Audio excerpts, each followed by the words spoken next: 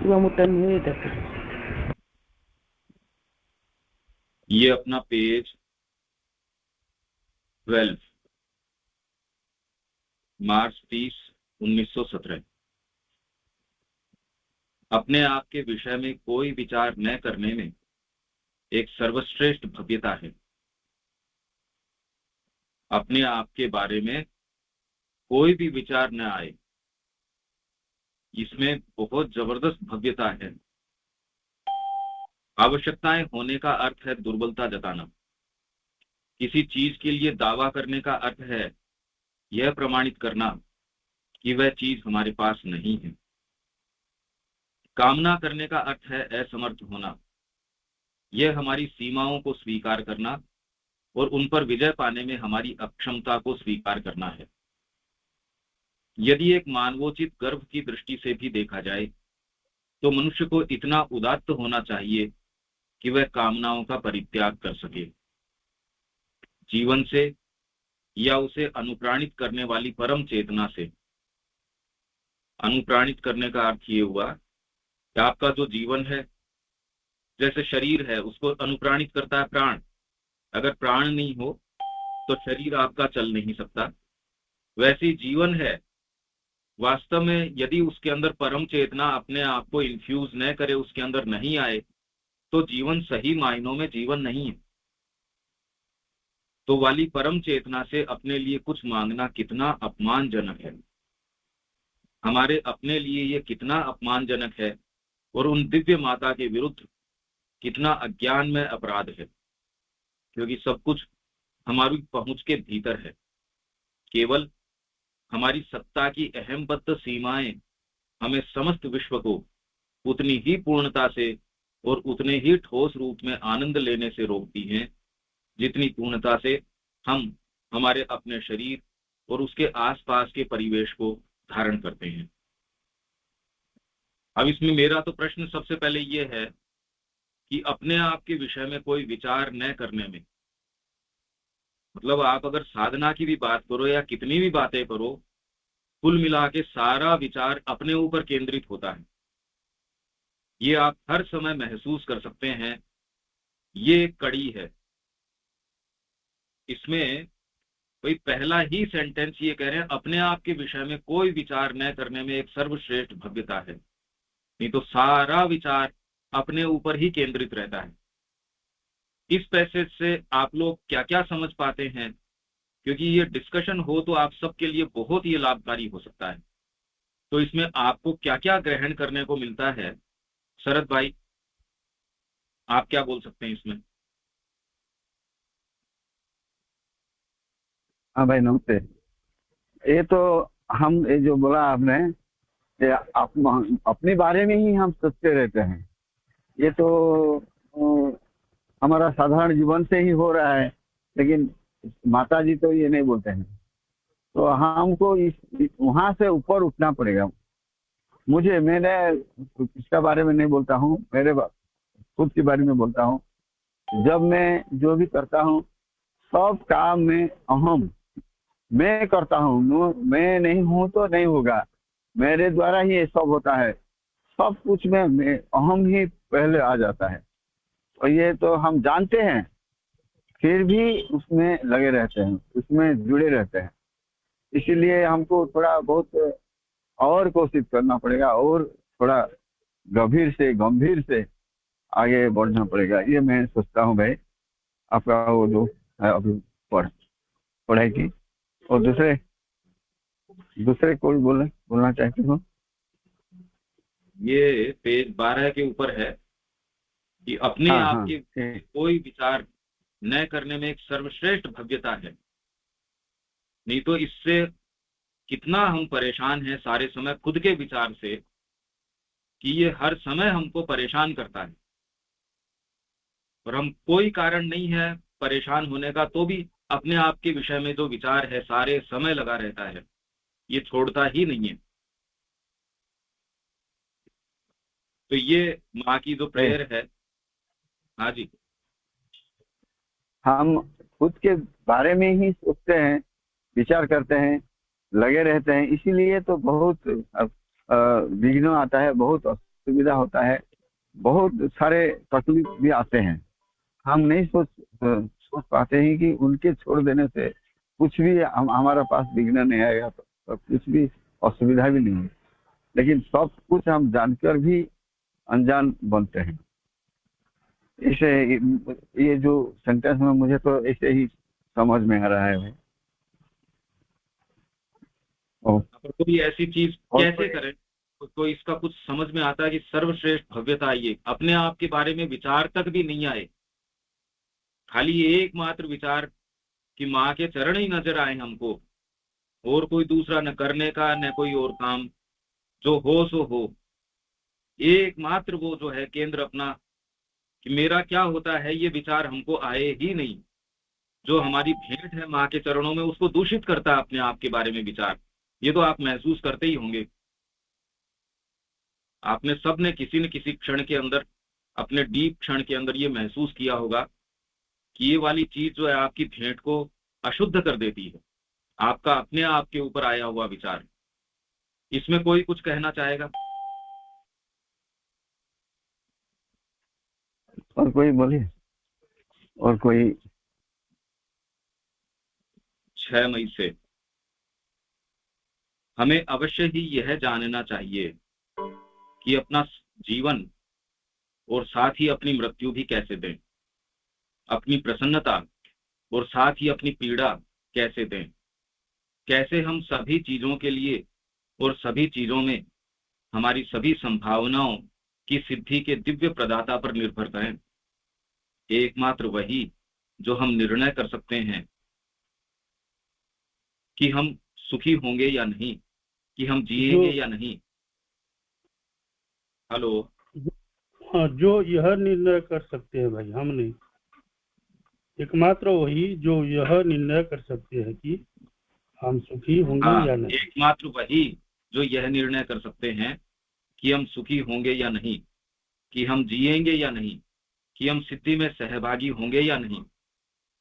इस प्रेम, इस आत्मदान की समग्रता और निरपेक्षता में ही पूर्ण शांति की अनिवार्य स्थिति, सतत आनंद का अपरिहार्य आधार निहित है।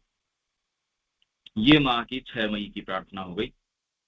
आपको इसमें कुछ कहना है, कोई को भी?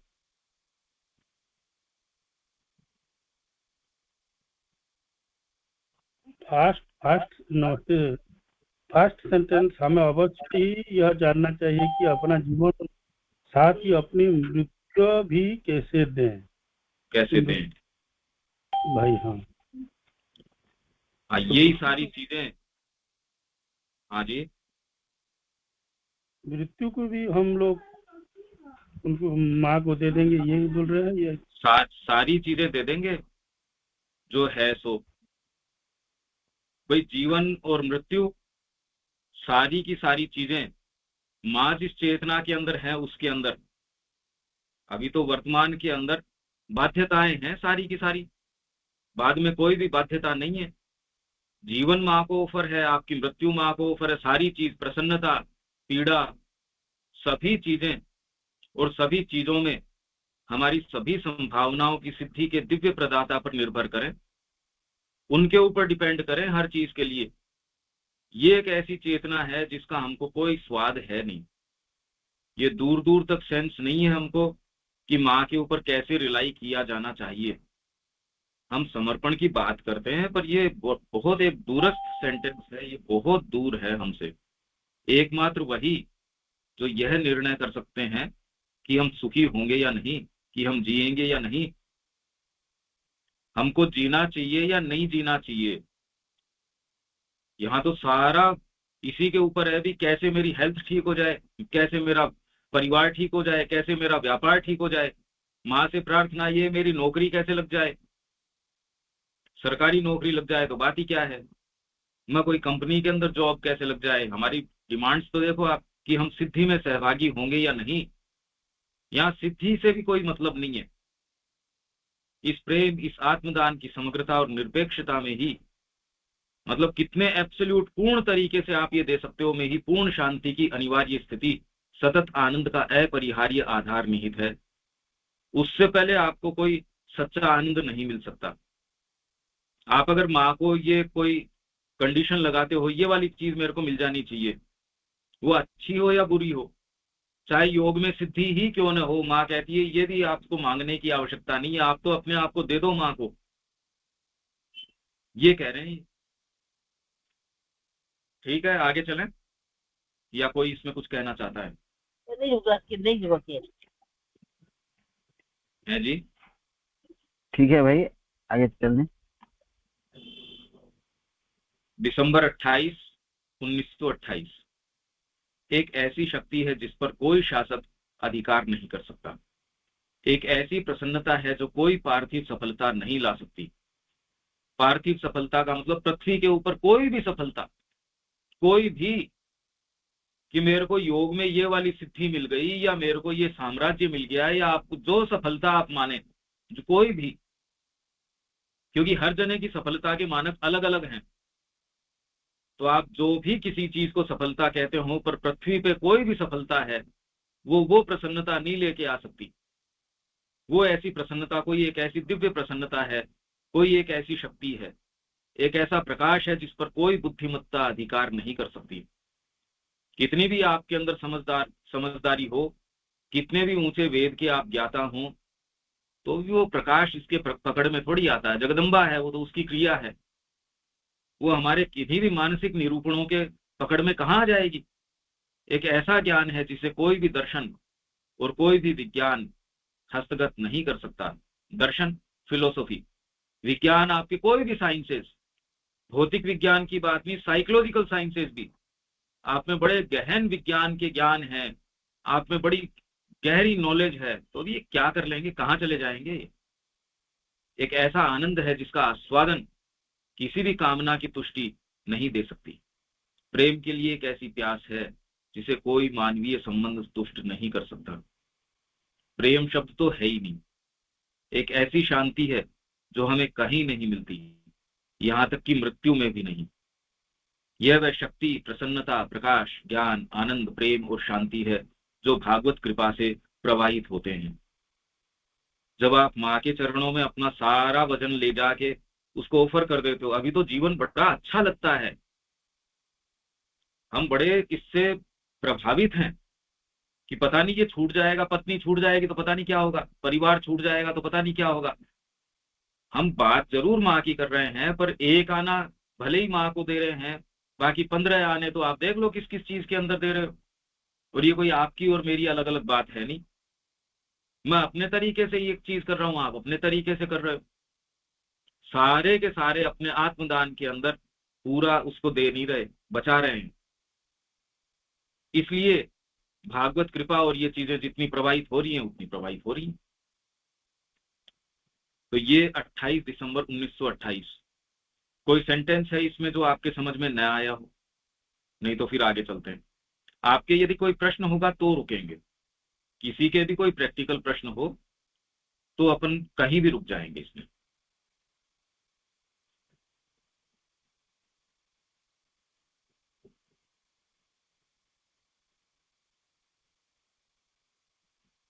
शरद भाई, कोई बात है इसमें? नहीं, कोई तो नहीं प्रश्न नहीं करते हैं।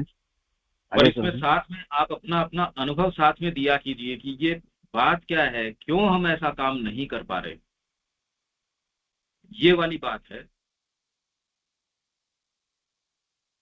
तो अभी इसमें नहीं है तो आगे चलते हैं।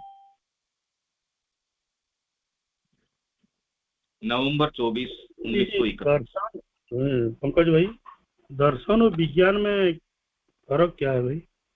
दर्शन, फिलोसॉफी, हाँ। फिलोसॉफी आप की भी इसके पीछे चीज क्या, जब आप ये विचार करते हैं ये सारी चीज आ कहाँ रही है, हम कर क्या रहे हैं, ये जो प्रश्न आपके उठते हैं, ये फिलोसॉफी है।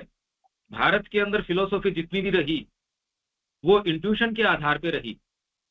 पश्चिम के अंदर जो फिलोसॉफी रही, धीरे धीरे धीरे धीरे एक समय बाद में, ये श्री अरविंद बताते हैं, वो ड्राई फिलोसॉफी रह गई, जिसको तत्व चिंतन आप कहते हैं वो, ये फिलोसॉफी। विज्ञान, विज्ञान भौतिक विज्ञान तो आपके इंद्रियों के आधार पे, फिलोसॉफी कोई जरूरी नहीं है आपके इंद्रियों के आधार के ऊपर चलती हो, वो तो वैचारिक तरीके से काम करती है। विज्ञान है ये खोज के कि भाई ये अब मैटर की बात है, वो तो भौतिक चीज को लेके चलेगा, या साइकोलॉजिकल आपकी कितनी सारी चीजें हैं विज्ञान आपके, और बहुत तरीके के विज्ञान भी हैं। तो विज्ञान जो है ये है साइंस, ये है फिलोसॉफी। चीजों का मर्म क्या है, आखिर धर्म की आवश्यकता क्या है, इसकी आवश्यकता क्या है, जब आप इसके ऊपर विचार करते हो कि आखिर मनुष्य यहाँ कर क्या रहा है, किस तरीके की पद्धति, भगवान क्या होना चाहिए, कोई सुप्रीम रियलिटी है या नहीं है, ये सारी जब आप चर्चाएं करते हो, विज्ञान नहीं करता ये बात। विज्ञान तो कहता है अरे ये चीज रियलिटी आपको सामने दिख रही है, इसका मैं और पीछे कैसे रहस्य जान लूं, मेरे को जड़ तत्व दिखता है, इसके कणों के पीछे और कितना मैं चले जाऊं, वो विज्ञान कहता है। दर्शन ये कहता है ये रियलिटी क्या है, मैं किस जगत में हूं, वास्तव में ये ऐसा क्यों कि एक जने में इतनी क्षमता है, अलग अलग संस्कृतियां क्या कर रही हैं, ये हमको अपना जीवन कैसे चलाना चाहिए, विज्ञान ये चीज नहीं बताएगा। विज्ञान का दायरा वो कहता है मेरे को तो जो गोचर हो रहा है मैं उससे अपने आप को संबद्ध करता हूं, जो चीजें मेरी इंद्रियों के परे हैं उनके ऊपर मैं दिमाग नहीं लगाता। तत्व चिंतन वो कह रहा है यार इंद्रियों से तो जो दिखता है वो तो जो है सो ठीक है, पर ये आखिर है क्या ये सारी बात, वो अलग चला जा रहा है। तो इन दोनों के अंदर ये अलग अलग धाराएं हैं। तो एक है फिलोसॉफी, एक हो गया विज्ञान, दर्शन और विज्ञान। ठीक है ये बात। कौन पूछ हाँ रहे हाँ थे? सुशांत भाई पूछ रहे थे ठीक क्या? है, हाँ ठीक है भाई। पर इसमें इंडियन फिलोसॉफी के अंदर और वेस्टर्न फिलोसॉफी में अंतर है।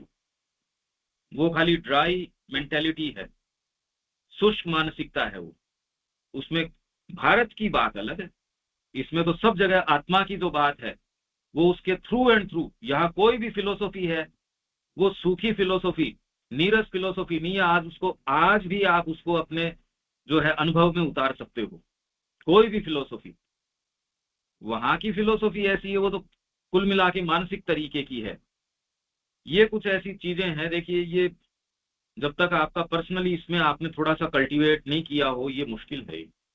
पर इतना जरूर, ये इतना तो समझ में आता है क्या आपको जो मैं बता रहा हूँ? हाँ हाँ जब आप ये पूछते हो मेरा जीवन किस लिए है, ये जो प्रश्न पूछते हो, विज्ञान इन चीजों, इन प्रश्नों को डील नहीं करता।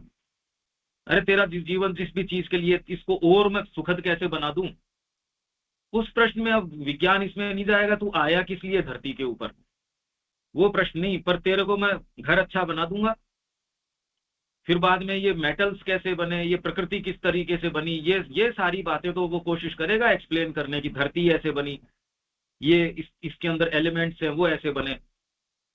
जो चिंतन है, तत्व चिंतन है, वो आखिर बने क्यों, ये मामला क्या है, ये सारा का सारा फिलोसॉफी उस चीज से कि मैं यहाँ आया ही क्यों, फिर बाद में ये अलग अलग भाग क्या हैं आपके, ये सारे जो प्रश्न है विज्ञान नहीं डील करता। वो तो कहता है अच्छा घर बना दूंगा तेरे को। यहाँ ये सारे चंद्रमा किस तरीके से आया उसमें देखेंगे, और वो भी उसका लाभ हम क्या कर सकते हैं अपने जीवन को और सुखद बनाने के लिए भी। वर्तमान में ये सारा कोशिश कर रहे हैं चांद पे जाने की, मार्स पे जाने की, किस लिए कि हमारे जीवन को और कितना सुखद बना देंगे बस।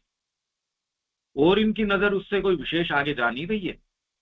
तत्व चिंतन बिल्कुल अलग दृष्टिकोण से, यार बात क्या हो रही है ये, जब ये जीवन में आप ये प्रश्न करते हो मेरा जीवन है किस लिए। ये दर्शन, भारत के अंदर दर्शन कोरी मानसिकता के ऊपर नहीं था कि खाली विचार बुन रहे हैं यूं बैठे बैठे, वो नहीं, गहरा साक्षात्कार है, डीप उनको उसके अंदर एक्सपीरियंस है। ये भारतीय दर्शन तो कितने तरीके के, यहाँ तो सांख्य दर्शन है, फिर बाद में कितने कितने तरीके के दर्शन है, बहुत फिलोसॉफीज है यहाँ तो। वहां वेस्टर्न फिलोसॉफी इस तरीके की नहीं है। और किसी के कोई प्रश्न है, या इतना तो क्लियर होना ही चाहिए मेरे ख्याल से। हाँ भाई नमस्कार। नमस्कार। ये शांति की परिभाषा क्या है भाई? शांति जो है उसको नहीं समझ पा रहे हैं। कहाँ? शांति की परिभाषा क्या है? हाँ ये कह रहे हैं, और एक ऐसी शांति है जो हमें कहीं नहीं मिलती, यहाँ तक कि मृत्यु में भी नहीं। आप और जिसको शांति कहते हो वो शब्दों और बिना शब्दों के ऊपर आधारित नहीं है। आप जब पूरे कोलाहल में हो सकते हो और बिल्कुल शांत हो सकते हो, गीता के अंदर जैसे भगवान कह रहे हैं कि करता हुआ भी मैं कुछ नहीं करता, और अकर्ता जो बना रहता है वो भी पता नहीं कितने घोर कर्म कर सकता है। तो शांति एक इनर स्टेट है, ये शब्दों के ऊपर की आप बाहरी तरीके से हो सकता है बहुत। भाई वर्तमान में सपोज मैं इतने सारे शब्द काम में ले रहा हूं एक्सप्लेन करने के लिए, और डीप डाउन में साइकोलॉजिकली एक ऐसी स्टेट के ऊपर, एक अनुभव की स्टेट के ऊपर हो सकता हूं, और जितनी ही गहरी शांति की स्टेट में मैं होऊंगा उतने ही गहरे मेरे शब्द होंगे इस समय। शांति का अर्थ कि आप बैठ गए ध्यानस्थ मुद्रा के अंदर, उससे शांति का कोई विशेष लेना देना नहीं है। शांति तो एक आंतरिक स्थिति है, वो आपके अंदर है तो आप एक्चुअल में कर्म कर सकते हो। अशांत अगर हो, और अशांति क्यों है? अगर कामना है तो अशांति है ही है। आप यदि कोई चीज पाना चाहते हो तो इसका मतलब शांति नहीं है आपके, शांति हो नहीं सकती। और यदि माँ को आपने अपना सारा भार उतार के उसको दे दिया तो जीवन में आप कुछ भी घोर से घोर कर्म भी करेंगे तो एक साइकोलॉजिकल स्टेट ऐसी है जहां आप विचलित नहीं होंगे। बाहरी प्रकृति आपकी विचलित होगी तो भी आंतरिक प्रकृति एकदम इस श्रद्धा में होगी, कोई फर्क नहीं पड़ता। भाई आत्मा को क्या फर्क पड़ता है अगर प्रलय भी होती है तो? बाहरी आपके ढांचे को अगर फर्क पड़ता भी है तो भी आंतरिक आप एक ऐसी स्थिति में होते हो जहां कोई चीज आपको विचलित नहीं कर सकती। ये डीप डाउन आपको शांति के भाव से भर देगा।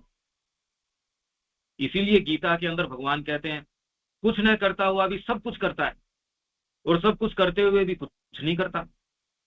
तो वो स्टेट कौन सी भी साइकोलॉजिकल स्टेट है, ये आंतरिक स्टेट है आपकी। माँ के निहित जब आप जीवन जीते हो तब एक्चुअल में कर्म करना शुरू करते हो। जीवन में ऐसे ऐसे कामों में आप प्रवेश कर सकते हो जो सामान्य व्यक्ति सोच नहीं सकता। पर आप बहुत डीप डाउन ऐसी शांति की ऐसी स्टेट के अंदर होते हो जो किसी भी ध्यानस्थ व्यक्ति को तो पता ही नहीं है कि वो शांति क्या होती है।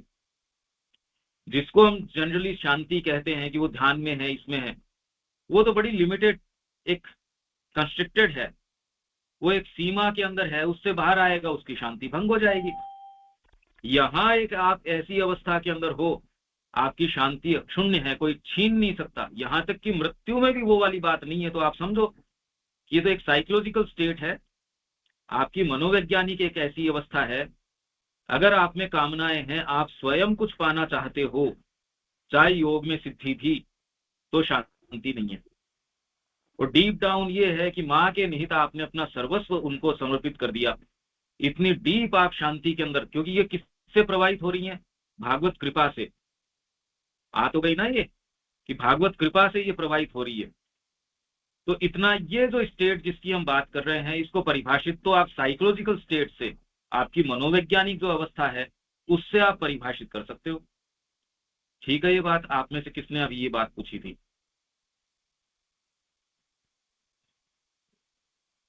इंद्र भाई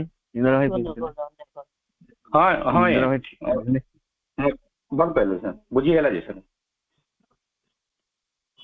आंतरिक अवस्था है ये, बाहरी आप ध्यानस्थ अवस्था में हो नहीं हो कोई आवश्यकता नहीं है।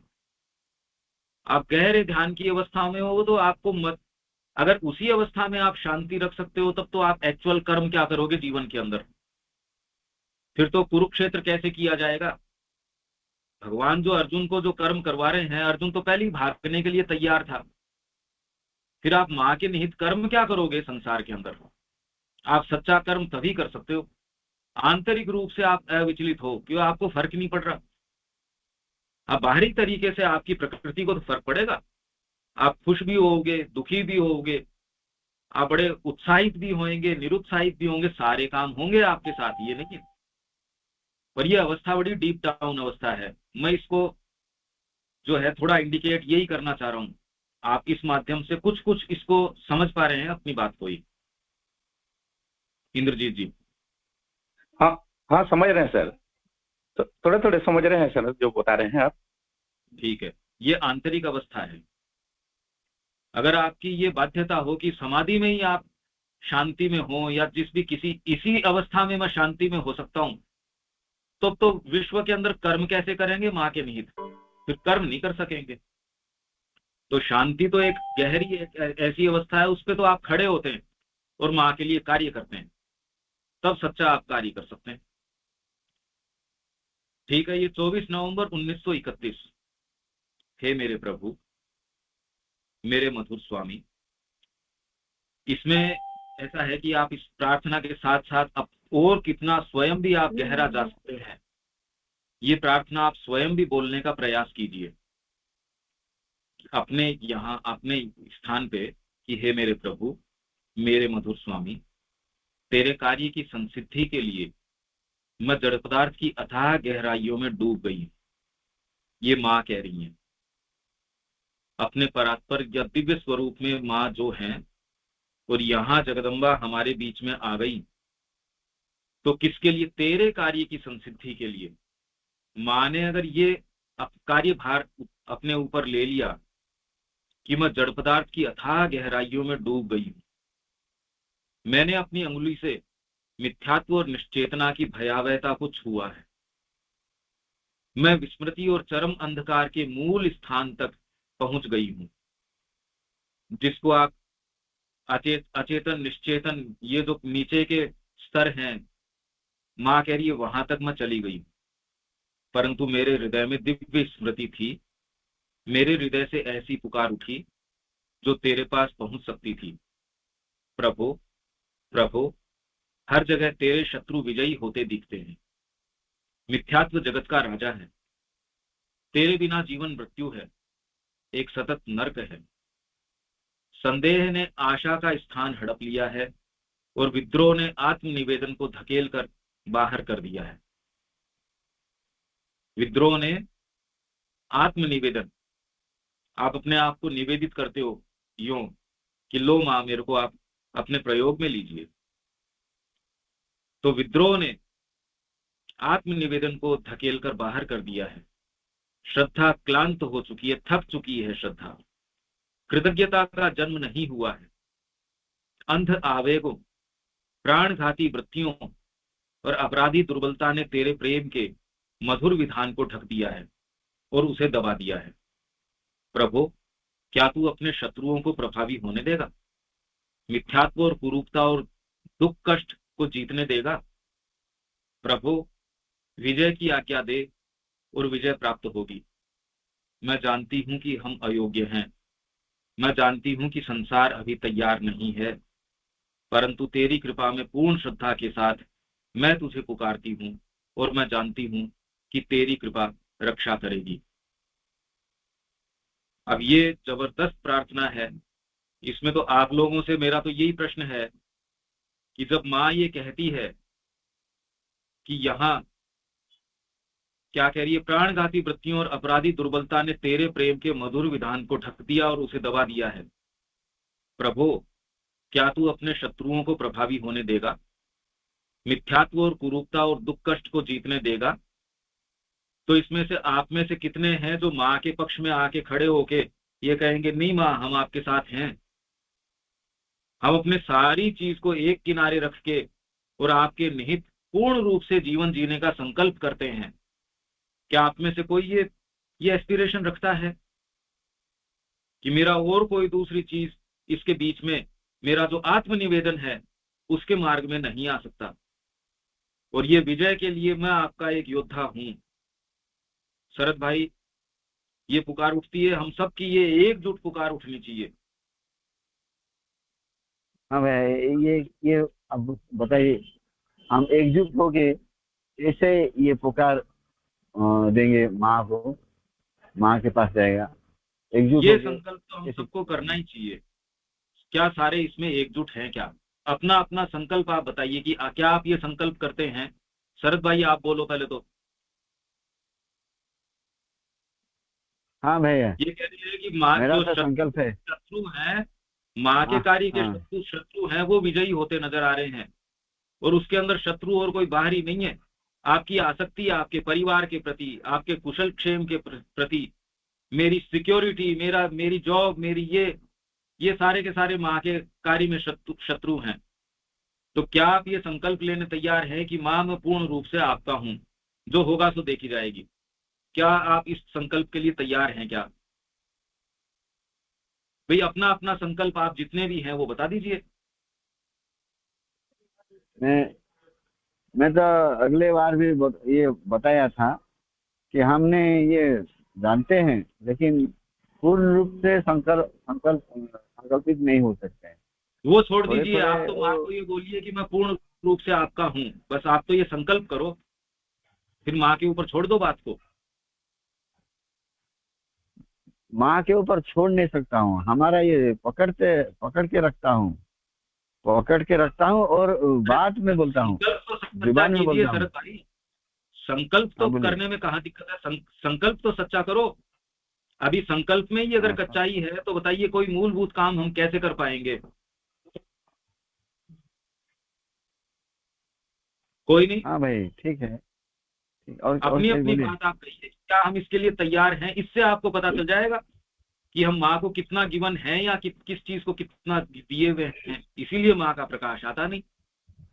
हाँ सुशांत भाई। संकल्प तो लेता हूँ भाई माँ के लिए, लेकिन मेरा हृदय में एक वाइब्रेशन होता है भाई ऐसे बोलने से, क्योंकि मैं पूरी तरह से संकल्प मेरा मैं प्रकट नहीं कर पा रहा हूँ भाई।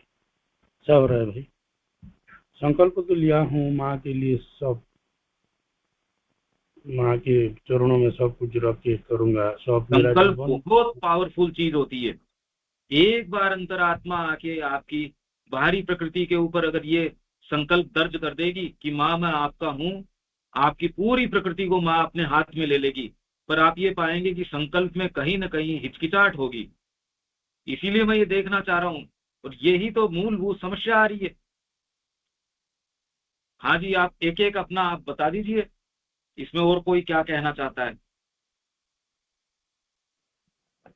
भाई नमस्कार। मैं संकल्प लेती हूँ, मैं सारी कार्य माँ के लिए करूँगी, माँ को हर कार्य मैं माँ को दे दूंगी, माँ के लिए बिल्कुल करूँगी।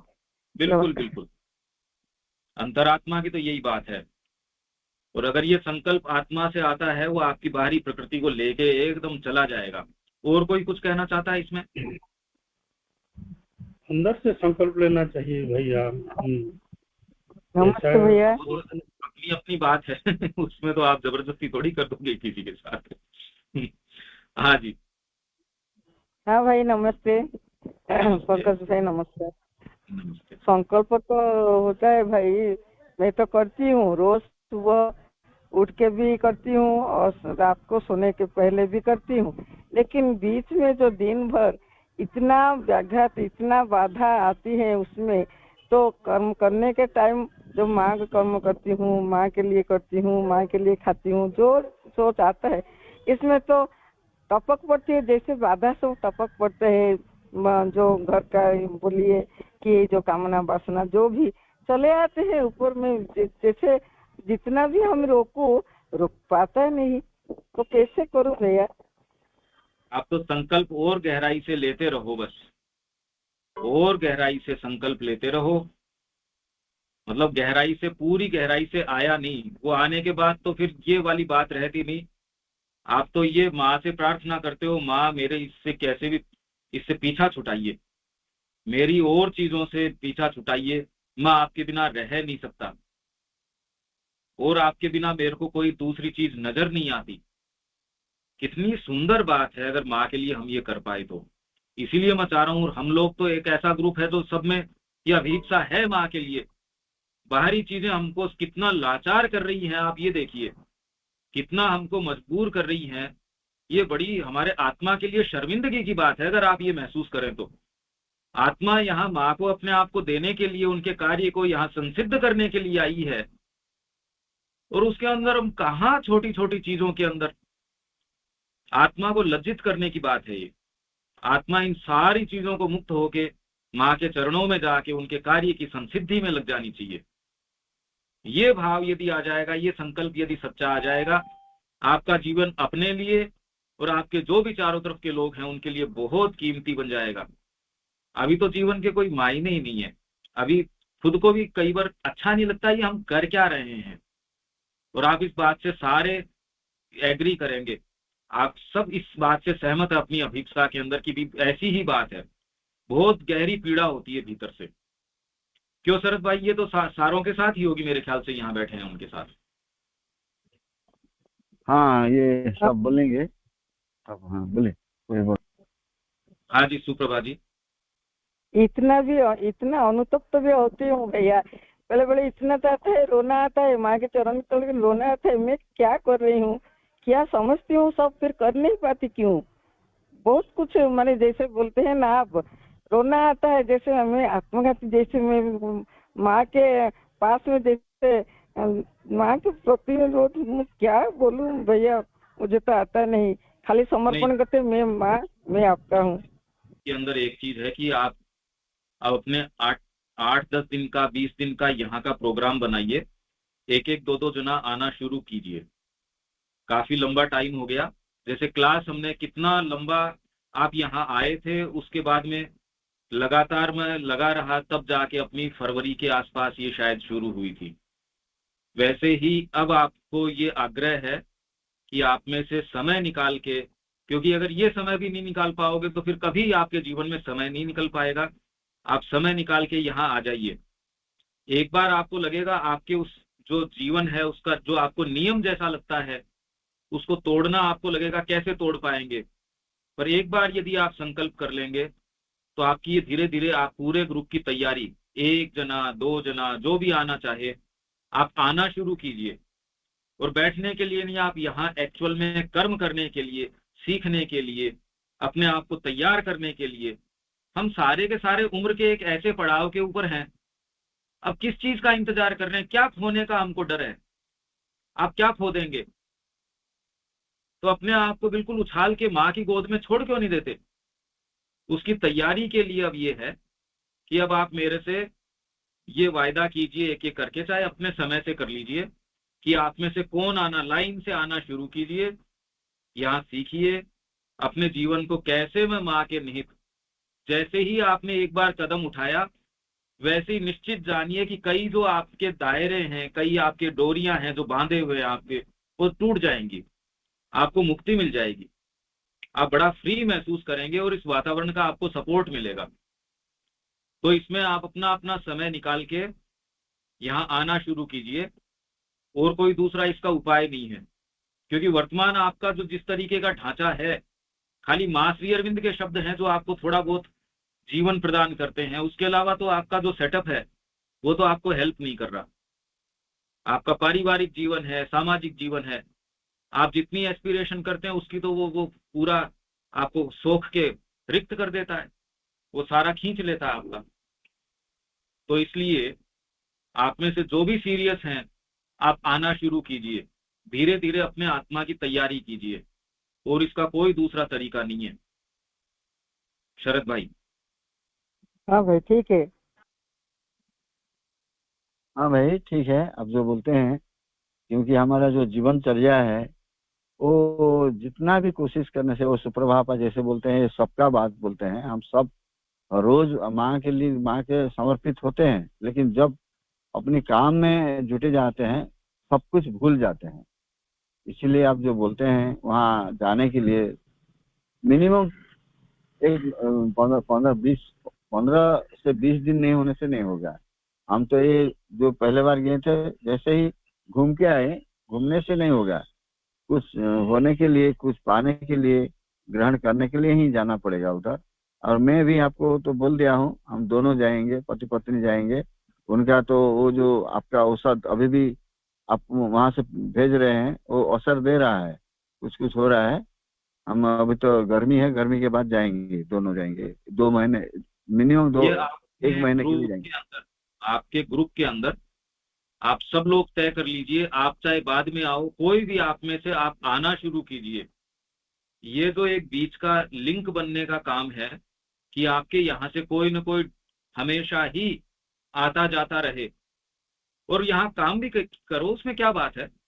हमारे साथ साथ में रह के, हमारी भाई की जैसे, उसमें माँ का कार्य आप करेंगे, आपकी ट्रेनिंग भी तो होगी।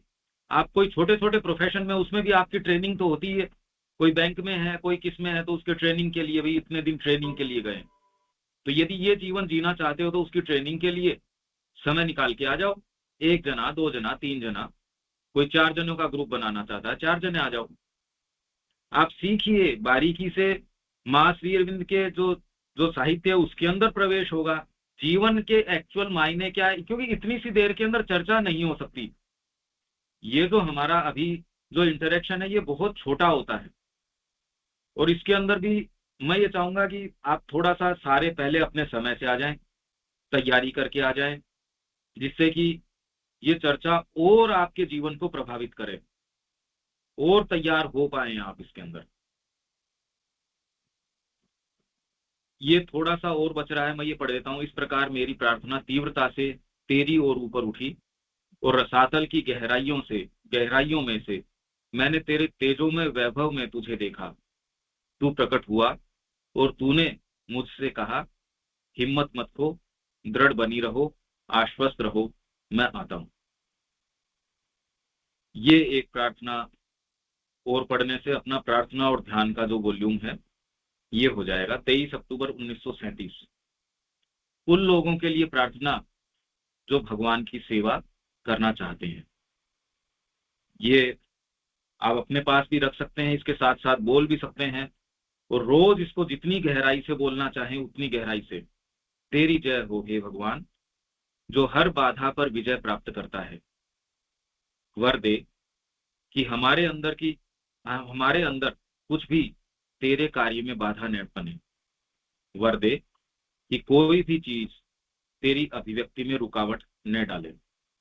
वर दे कि सभी चीजों में और हर क्षण तेरी इच्छा पूर्ण हो। हम यहाँ तेरे सम्मुख उपस्थित हैं ताकि हमारे अंदर प्रत्येक तत्व में, हमारी सत्ता की प्रत्येक क्रिया में, हमारी परमोच्च ऊंचाइयों से लेकर शरीर के क्षुद्रतम कोशों तक में तेरी इच्छा कार्यान्वित हो। कार्यान्वित मतलब एग्जीक्यूट हो। वर दे कि हम तेरे प्रति अनन्य रूप से और सदा के लिए वफादार बन जाएं। वर दे कि हम तेरे प्रति एक गहरी और एक तीव्र कृतज्ञता रखना कभी न भूलें। वर दे कि उन अद्भुत चीजों में से किसी को भी हम कभी बर्बाद न करें जो प्रत्येक क्षण तेरे उपहारों के रूप में हमें मिलती है। वर दे कि हमारे अंदर की प्रत्येक चीज तेरे कार्य में सहयोग करे और सब कुछ तेरी संसिद्धि के लिए तैयार हो जाए। तेरी जय हो हे प्रभु, हे समस्त सिद्धियों के अधीश्वर। तू हमें अपनी विजय में एक सक्रिय और ज्वलंत, निरपेक्ष और अडिग विश्वास प्रदान कर। ये हमारी सारों की प्रार्थना है। अब इससे संबंधित आपके कोई प्रश्न हैं या इसमें से कोई लाइन नहीं समझ में आई हो, वो हम ले लेते हैं। सुशांत प्रधान भाई सुशांत प्रधान भाई पूछिए। सुशांत प्रधान भाई। हाँ भाई नहीं बुझी हो भाई ये बुझी है जी। नहीं आगे प्रश्नटा पचारि दियो टी आज पचारि दियो।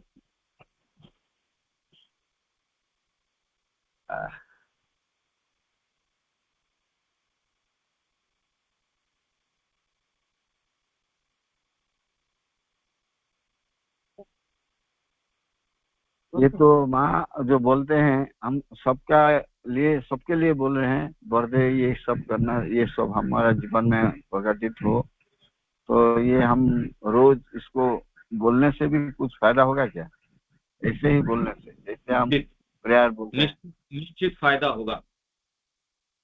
और इसके अंदर पर एक खाली बोलना ही नहीं, इसके अंदर यूं तो देखिए एक एक लाइन के ऊपर ये मंथन किए जाना चाहिए। तेरी जय हो हे भगवान, जो हर बाधा पर विजय प्राप्त करता है। अब हमारे अंदर या हमारे बाहर क्या क्या चीजें बाधाएं दे सकती हैं। आपको जो बाहरी आपको बाधाएं प्रतीत होती हैं वो एक्चुअल में बाहरी बाधा है नहीं। आपकी आसक्ति जिस परिवार के प्रति या जिस परिवेश के प्रति है वो आपकी आसक्ति के कारण है, बाहरी कोई बाधा नहीं है।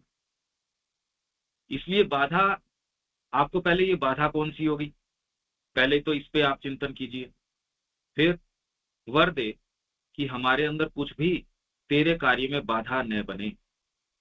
तो हमारे अंदर की कौन कौन सी चीज है जो बाधा बन रही है।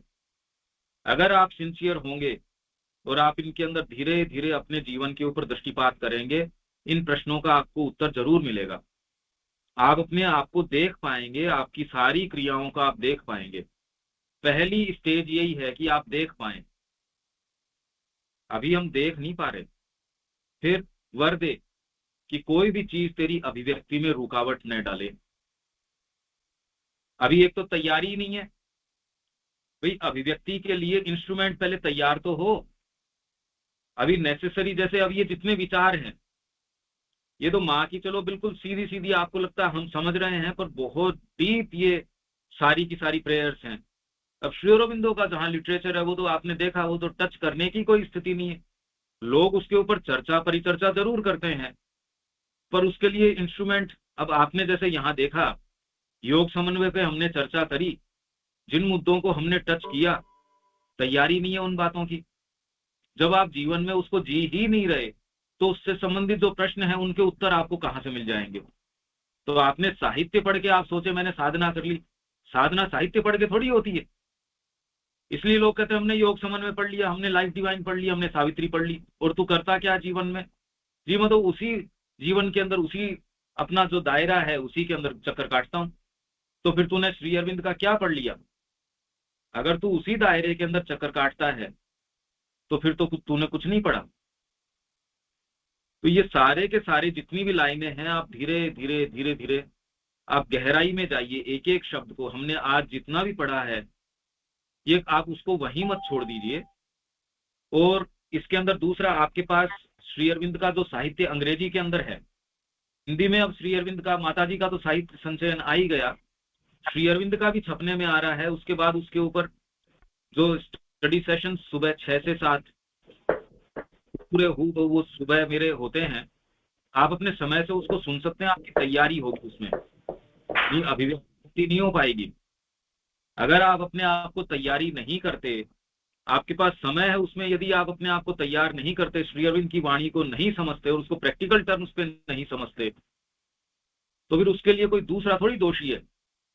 आप उसको एक एक को तैयार कीजिए। अब तो उसकी रिकॉर्डिंग आपके पास उपलब्ध है। जिसको कोई हो प्रश्न उसके अंदर, आप प्रश्न कर लीजिए, कभी भी आप प्रश्न कीजिए उसके संबंध में। ये तैयारी बहुत ज्यादा आवश्यक है आपके भागों की, तब आप एक्चुअल काम कर सकेंगे। नहीं तो कोई काम होगा नहीं। आप तैयारी अगर करेंगे ही नहीं अपने आप की, आप क्या करेंगे? हाँ जी, किसी के भी अब इसमें कोई, क्योंकि अब तो अपना समय इससे ज्यादा तो हम नहीं लेके जा पाएंगे, किसी के भी यहां तक अब कोई बात हो तो।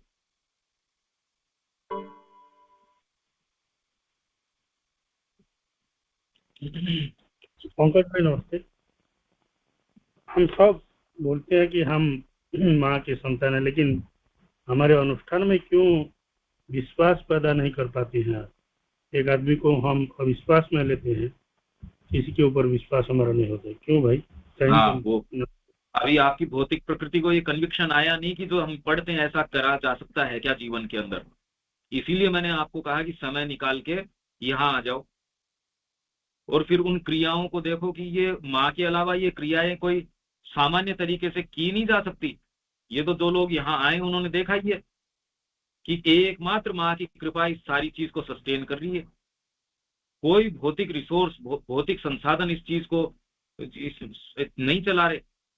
कहाँ से आप बच्चे लेके आओगे ऐसे शिक्षा केंद्र के अंदर जो आपको डिग्री नहीं देता?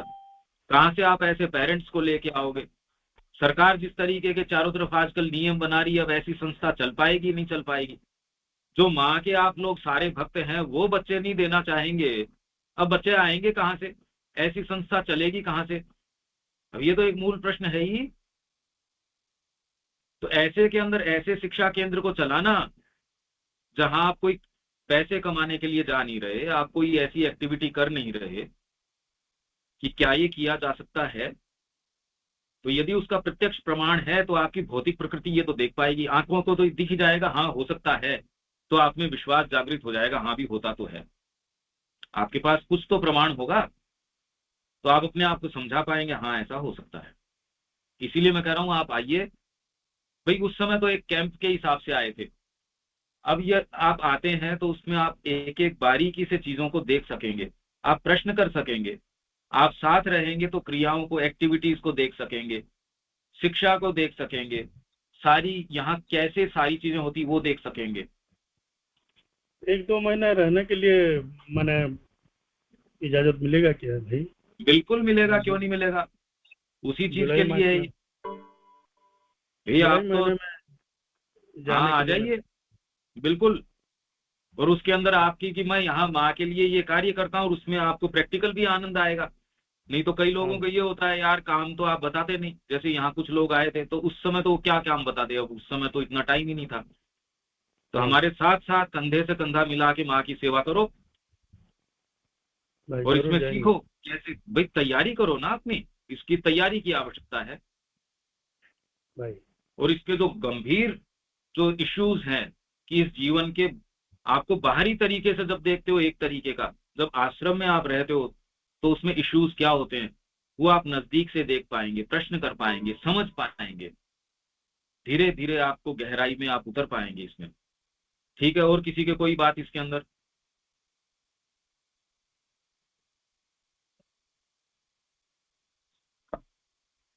हाँ भाई, ये मेरा मेरा अंतरात्मा से जो पुकार होना चाहिए माँ के प्रति, वो मेरा नहीं हो जी पा रही है। मन से हो रहा है। कभी कभी एक 10-12 साल के बाद थोड़ा थोड़ा झलक जैसा लगता है, वो हो रहा है। बल्कि अभी सब मन से हो रहा है, अंतरात्मा से नहीं हो पा रहे। सरल उपाय थोड़ा बता दीजिए थोड़ा। अगर जिससे भी होता है उसके पीछे लगे रहो आप। तो मन से होता है तो मन वाली को पकड़े रहो आप, क्योंकि जिस भी भाग के अंदर थोड़ा बहुत प्रवेश होगा अंतरात्मा उसी को प्रयोग में ले लेगी। तो आपको तो जिस भाग में पुकार आती है आप तो उसी के पीछे लग जाओ बस, और वो आपको सिद्धि तक जरूर लेके चली जाएगी। आपके शरीर में पुकार आती है तो शरीर के पीछे लग जाओ, आपके प्राण से आती है प्राण के पीछे लग जाओ। पुकार कहीं से भी आती है वो कीमती है। ये हमको क्या पता वो कहाँ से आ रही है कहाँ से नहीं आ रही है, क्योंकि रिफ्लेक्शन तो अंतरात्मा से ही आ सकता है, और कोई दूसरे भाग को मतलब है नहीं माता जी से। और सबको तो अपनी अपनी चीजों में इंटरेस्ट है। तो अगर पुकार आ रही है आपके किसी भी भाग में आ रही है, वो कीमती बात है, वो मूल्यवान चीज है। वो जिस भी भाग से आती है उसको आप पकड़ लो, उसका पीछा मत छोड़ो। वो आपको निश्चित रूप से कहीं न कहीं ले जाके किसी मुकाम पे छोड़ देगी। ठीक है भाई? ये बाहर मन पंकज से आ भाई, रही है। हाँ भाई। हाँ ठीक। आपके बाहरी मन को कोई इंटरेस्ट नहीं होता माता जी के अंदर। अंतरात्मा के रिफ्लेक्शन के बिना पुकार नहीं आ सकती। बाहरी मन से कैसे कहोगे कि माता जी आप में इंटरेस्ट तो मेरे को है नहीं, पर मैं आपसे प्रार्थना करता हूँ। आपका मन ये कैसे कह सकता है, ये बताइए कि माँ ये मैं बाहरी मन से आपको प्रार्थना करता हूँ कि मैं आपको समर्पण कर रहा हूँ, बाकी आंतरिक मन से मैं आपको समर्पण नहीं कर रहा है, ये तो कोई कैसे कह सकता है? अब वो जिस भी मन से आती है आपका उस पर बस थोड़ी है। आप तो धीरे धीरे आपको जितना प्रकाश मिला है उस प्रकाश को काम में लीजिए। मेरी गाड़ी के सामने वो जितना दूर प्रकाश है, यदि मैं उतना दूर ड्राइव करता हूं तो आप ये पाएंगे वो प्रकाश हमेशा आगे से आगे चलता रहेगा, और आप पूरे विश्व की यात्रा कर पाएंगे आपकी गाड़ी के सामने जो हेडलाइट है उससे। पर उतना भी यात्रा नहीं करेंगे तो आप कभी भी यात्रा नहीं करेंगे। तो बाहरी या आंतरिक, और इसी के लिए ये सत्र हमने किया था, और इसीलिए मैं ये कह रहा हूँ श्री अरविंद का जो लिटरेचर है उसके ऊपर तैयारी की आवश्यकता है। इसके अंदर देखिए बहुत सुदीर्घ तैयारी की आवश्यकता है। आप धीरे धीरे मां श्री अरविंद के और गहराई में संपर्क में आइए। ये हमारा सारा जितना प्रयास है एकमात्र इसी के लिए। आप लोग हमारे ही अपने अंतरंग हैं। जब आप लोग इस पीड़ा के अंदर हैं कि हम कैसे करें जीवन में, ये हमारी अपनी पीड़ा है, और इसीलिए ये एक्स्ट्रा टाइम एक्स्ट्रा प्रयास सारा इसी के लिए है। तो आप थोड़ा सा इसके अंदर जो श्री अरविंद का लिटरेचर है, माँ का लिटरेचर है, और उसके ऊपर तो अब फिर बाद में सारी रिकॉर्डिंग्स हैं, आप प्रश्न कर लीजिए अलग समय पे। कोई जब आप पुस्तक पढ़ते हैं उसके ऊपर आप किसी समय, मेरा नंबर आपके पास है ही, उसमें आप कर लीजिए। जहां तक पुकार की बात है, आप तो सब और दूसरी चीजों को साइड में रख के, मन में इधर उधर के विचार हटा के, आप तो माँ से पूरे संकल्प करके चाहे 5 मिनट का समय आप माँ के साथ बिताना शुरू कीजिए। उसमें विचारों को मत आने दीजिए। आप ये महसूस करो कि आपकी गहरी से गहरी उस समय जितनी भी है, आप माँ के समय वो समय बिताएं, चाहे 5 मिनट हो, कितना भी समय हो, ये आप अभ्यास कर लीजिए। क्योंकि आपके बाहरी भागों को माँ में कोई इंटरेस्ट है नहीं। तो यदि बाहरी भाग में भी आपके पुकार आती है तो ये मानिए कि अंतरात्मा का रिफ्लेक्शन उस भाग के अंदर है, उसके बिना वो नहीं आ सकता था, ये तय मानिए आप। ठीक है ये बात? हाँ, बहुत सुंदर पंकज भाई, पंकज भाई जी। जैसे समर्पण समर्पण तो करते हैं, और जब से हम लोग ये माँ से जुड़े हैं मतलब समर्पण की भाव आता है, लेकिन कभी कभी क्या होता है जैसे समर्पण के बाद हम लोग माँ को धन्यवाद भी करते हैं कि मतलब आपका जो भी इच्छा है वो पूरी हो। तो उसमें कभी कभी क्या होता है ऐसे कुछ कुछ घटना घटित हो जाता है, जैसे छोटे छोटे घटना घटता है तो हम तो बोलते हैं कि माँ तेरी इच्छा जो भी है हमको मतलब मानते हैं हम उसको, और तेरी इच्छा पूर्ण हो ये प्रार्थना करते हैं। और ये धीरे धीरे मतलब धीरे धीरे बढ़ते भी जा रहा है ये प्रार्थना माँ की ओर। लेकिन कभी कभी ऐसे हमारे साथ हादसे घटित हो जाते हैं कि जैसे हमारे अति करीबी हो या हमारा बहुत बहुत कीमती चीज हो या कोई घर का कोई आदमी मर जाता हो, तो उस समय मतलब क्यों ये नहीं भावना आता है कि माँ ये जो भी हुआ अच्छा हुआ, मतलब घर का कोई आदमी मर गया है और ये बोलना कि माँ ये भी तेरी इच्छा थी, ये भावना क्यों नहीं आ पा रहा है भाई? मतलब स्थित प्रज्ञ जो होना ये चाहिए हर स्थिति में कसौटी पे वो नहीं उतर गई। आपकी पहली वाली जो बात है वो कसौटी के ऊपर उतर गई कि वो सच्ची थी या नहीं थी, ये तो कसौटी पे उतर गई ना आपकी। मैंने आपको ये कहा कि भाई साहब मैं रजिस्ट्री कर रहा हूँ मेरे जमीन की, जब आप उस पर पोजेशन लेने आते हो तब मैं आपको मार के बाहर निकाल देता हूँ। तो मैंने आपके नाम वो जमीन दी है या नहीं दी है पता चल गया इस बात का। मैं आपको जी कहता जी हूँ आपके पैसे रखे हैं इस तिजोरी के अंदर, आपको जिस दिन चाहिएंगे मैं दे दूंगा। आप जिस दिन मांगने आते हो उस दिन मैं आपकी पिटाई करके बाहर कर देता हूँ। तो मेरी बात में कितनी सत्यता है इसका तो कसौटी पे उतर गई ये बात। हमारे भाग जी इसी तरीके के हैं, इसलिए मैं कह रहा हूँ इन प्रार्थनाओं को आप विवेचन करके देखिए, ये जितनी भी हैं आप पाएंगे कि आपकी प्रकृति को इंटरेस्ट है ही नहीं इस बात में, इसमें कोई इंटरेस्ट नहीं है।